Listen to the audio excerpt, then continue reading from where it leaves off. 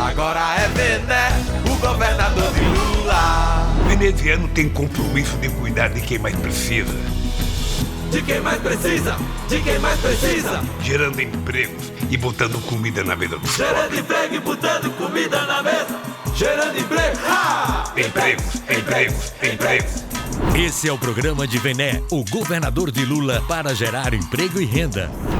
Teremos um cuidado especial com o jovem, com os moradores das comunidades e com quem tem mais de 60 anos. Criaremos a Bolsa para jovens aprenderem uma profissão nas próprias empresas, uma espécie de curso pós-médio. Bolsa Aprendiz. Você sai da escola e vai aprender uma profissão.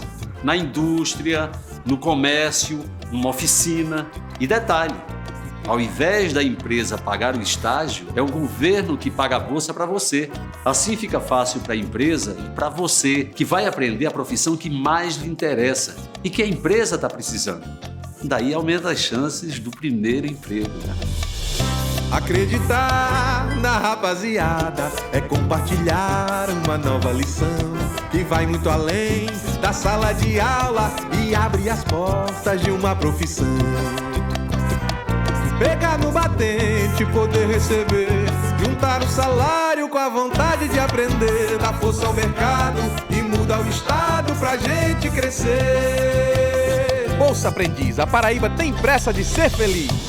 A Paraíba terá o emprego verde com as energias renováveis, o emprego tecnológico, o emprego jovem, o emprego da maturidade e o emprego na comunidade. Para quem procura emprego na Paraíba, a fila vai andar. É por isso que a gente canta Vené, Vené. Em 2 de outubro, voto veneziano para governador. Vem cá, Vené, é Vené, Ricardo e Lula. Lula, Ricardo e Vené. Vem, Vené.